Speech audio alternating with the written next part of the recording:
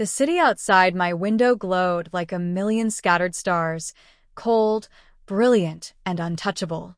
From the 32nd floor, I could see everything I once thought I'd never reach. The skyline, the river, the world that finally looked back at me with respect. But tonight, I couldn't focus on any of it. My phone buzzed on the glass desk beside me. The name flashing on the screen made my pulse tighten. Dad. It had been years. Years since I'd heard that voice that once made me feel so small, so useless. Years since he'd stood in the doorway of our old house and thrown those words at me like stones. "You're a freeloader, Haley. You can't stay here anymore." I remember the exact tone, the disgust, the way my mom's eyes darted away as if she couldn't bear to watch. I remember how quiet I'd been afterward, not because I had nothing to say, but because I knew no words would matter. And now, after everything I'd built, everything I'd fought for, he was calling. I took a slow breath, brushing invisible lint off my silk blouse, steadying my voice before answering. The air smelled faintly of jasmine from the candle burning behind me. My reflection in the glass looked calm, too calm for the storm building inside. "Haley." His voice cracked through the speaker. We need to talk." I didn't answer right away, because for the first time I realized he wasn't calling from power. He was calling from need. I was 21 the night my father decided I wasn't worth keeping under his roof anymore. Summer had just ended, and the house smelled like rain and leftover takeout. My degree in journalism hung in a cheap frame on my bedroom wall, a reminder of dreams that hadn't yet turned into rent money. Dad had been quiet all evening, the kind of quiet that feels like a storm holding its breath. Then, as I carried my dinner plate to the sink, he said it, like an accusation he'd rehearsed 100 times. "You've been out of college for 6 months, Haley. No job, no plan, no contribution.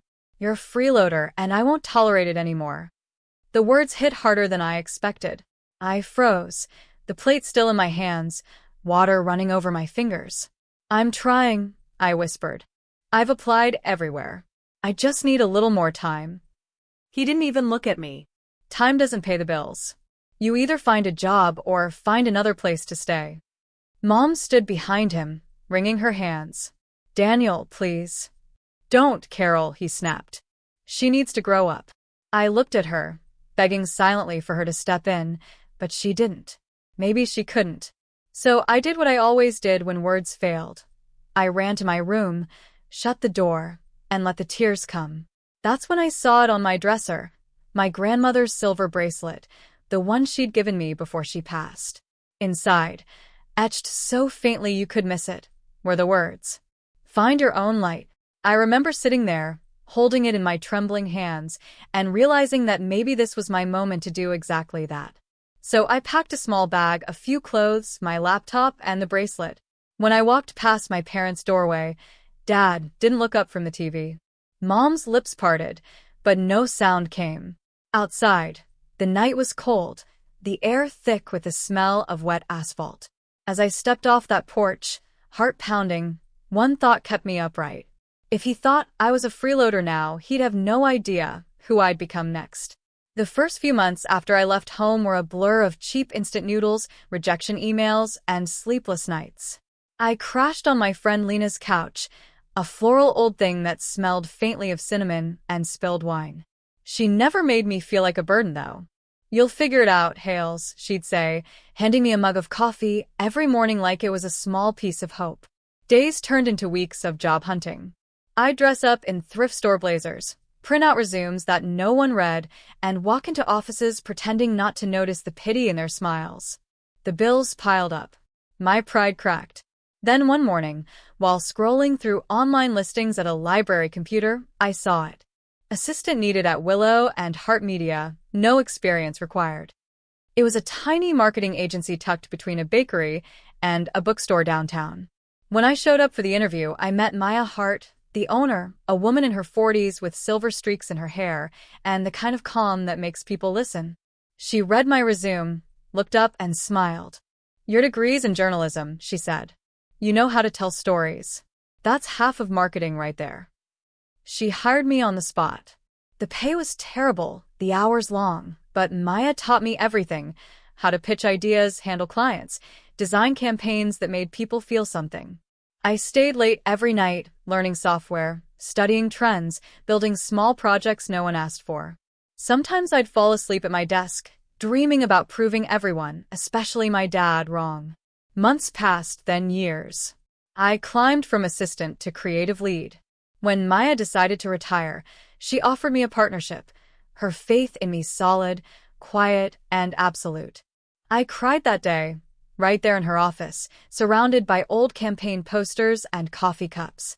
She just hugged me and said, "You found your light, Haley. Now make it shine." And I did. With her mentorship and the little savings I had, I opened my own agency, Brooks Collective. At first, it was just me, a rented desk, and one loyal client. But word spread. My designs, my storytelling, they worked. Soon I was hiring my own team, signing national contracts, and moving into an office with actual windows and plants that didn't die after a week. Still, I kept it quiet. No posts about success. No flashy updates. Just a few polite texts to mom now and then. Never mentioning the company name, the awards, or the revenue numbers. Part of me still wanted them to think I was figuring life out. But another part wanted to stay hidden, until the right moment to step back into their world, not as the daughter they dismissed, but as the woman they underestimated. And deep down, I knew that moment would come, sooner than they ever expected. The message came on a Tuesday afternoon. I was reviewing ad copy for a major campaign when my assistant, Jordan, knocked softly on the door. "Haley, there are 2 people here asking for you. They said they're your parents." My hand froze mid-signature. I hadn't seen them in 5 years. For a moment, the room went still, the hum of the city beyond my office walls fading to nothing but the echo of my heartbeat. "Send them in," I finally said, my voice steady even though my pulse wasn't. When the door opened, I saw them. Dad, a little grayer, lines deeper around his mouth. Mom, clutching her purse like it was a lifeline. They looked smaller somehow, standing in the doorway of a place they never imagined I could own. Dad's eyes swept across the office, the minimalist art, the sleek furniture, the golden logo on the glass wall that read Brooks Collective. His mouth parted slightly, confusion flickering into disbelief. This is your office?" he asked. I nodded, gesturing for them to sit. "It is. I built it a few years ago." Mom's eyes shimmered. "Sweetheart, it's beautiful." "Thank you," I said softly, sitting opposite them. They didn't know what to say, or maybe they didn't know how to start. Finally, Dad cleared his throat. "Your mother told me you've done well. I didn't realize it was like this." "Neither did I," Mom whispered. "We just wanted to see you. And, well, your father lost his job a few months back." The words hung in the air. There it was, the reason for the sudden visit. I let out a quiet breath, leaning back in my chair. "So now you need help." He flinched slightly, but didn't deny it. "I won't lie to you, Haley. Things have been rough. The house, the bills. I just thought maybe your freeloader could float you for a while." The words came out before I could stop them, sharp, but honest. His gaze dropped to the floor. I deserve that. For a moment, I almost felt sorry for him. The same man who once stood tall and unbending now sat humbled before me, his pride stripped away. I stood, walking to the window. The city glowed beneath us, my city now. "I remember that night, Dad," I said quietly. "You didn't just kick me out of the house. You made me believe I wasn't worth keeping." He looked up, regret written all over his face. "Haley, I was wrong. I was scared. Watching you struggle made me angry at myself, and I took it out on you." Mom wiped her tears. "He's been wanting to tell you that for a long time." I turned, meeting his eyes. "Well, I didn't just survive, Dad. I built this from nothing. Every wall, every client, every dollar, I earned it. Alone." Silence filled the room again, heavy but healing. Then I walked to my desk, opened a drawer, and pulled out the silver bracelet, the one engraved with "Find Your Own Light." I held it up between us. "Grandma gave me this. Remember?" Mom nodded, covering her mouth.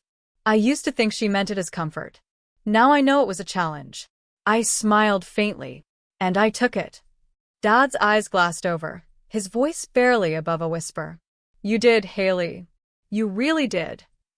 I sat back down, calm now, in control. So tell me, Dad, what do you need? Not from guilt, not from anger, but from strength. Because this time, I held all the cards.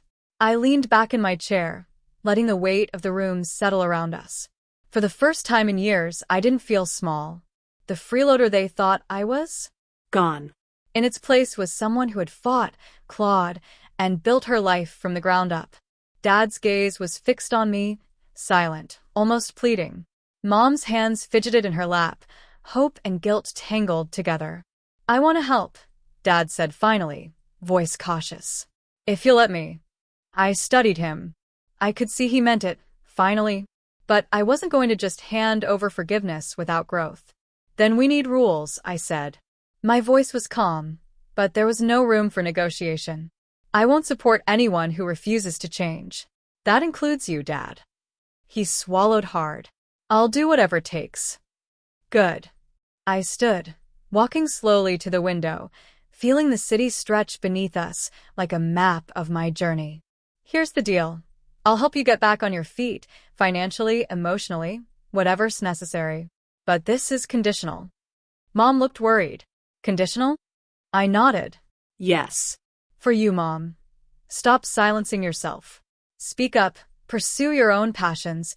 Don't let guilt hold you back anymore. You deserve fulfillment, not just survival. She nodded, tears brimming. I can do that. Dad's turn. And you, Dad. No more anger that masks fear. No more blaming others for your mistakes. You'll take responsibility for your choices, and you'll respect boundaries. Not just mine, everyone's. He looked down, his hands clenched. I understand. I paused, letting it sink in. And both of you must stop expecting me to fix your problems. I can guide, I can support, but I will not be anyone's crutch. Silence fell. Not the heavy, suffocating kind. The quiet that signals comprehension, reflection, and growth.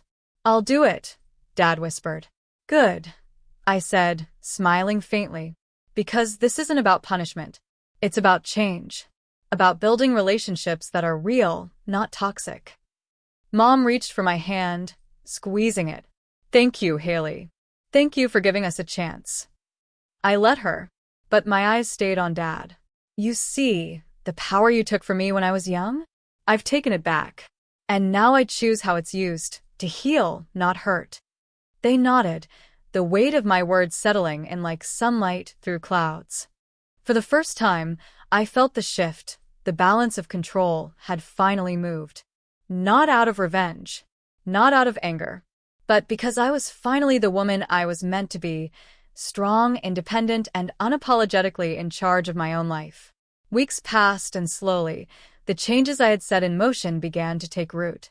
Mom started volunteering at a local nonprofit, her laughter returning like sunlight to rooms that had been shadowed for years. She enrolled in art classes she'd always wanted to try, and I watched her paint with pride, not perfection, in her tiny apartment studio. Dad started therapy, reluctantly at first, but he stuck with it. He learned to apologize without defensiveness, to admit when he was wrong, to listen without judgment. Each step was awkward, slow, but real. And me? I watched it all from my office window one evening, the skyline glowing gold in the fading sunlight. I held the silver bracelet my grandmother gave me all those years ago, feeling the cool metal against my skin. Find your own light, it said, a phrase that had guided me from trembling, tear-stained nights on a friend's couch to leading a company I'd built from nothing. I thought about how far I'd come. The pain, the rejections, the nights I doubted myself. They hadn't broken me. They'd forged me. I was no longer the girl Dad called a freeloader. I was the woman who had carried her dreams, polished them in secret, and brought them into the light on her own terms. I sent a quick text to Mom. Dinner tomorrow? I want to see your latest painting. She replied almost instantly. Wouldn't miss it for the world. And I knew then it wasn't just about power or money. It was about respect, love, and boundaries. about creating relationships that honored who I had become, rather than who I once was. I glanced at my desk, at the framed photos of my team celebrating milestones, at the small plant from Maya heart still thriving in the corner. The bracelet caught the evening sun. I smiled softly, a quiet mix of gratitude and triumph. Because life had taught me something invaluable, strength wasn't about proving someone wrong. It was about building yourself up so fully that their doubt didn't matter anymore. I held the bracelet between my fingers one last time, then slipped it back onto my wrist. And as I looked out over the city, my city, I whispered softly, a voice meant for anyone who had ever felt small. They call me a freeloader once.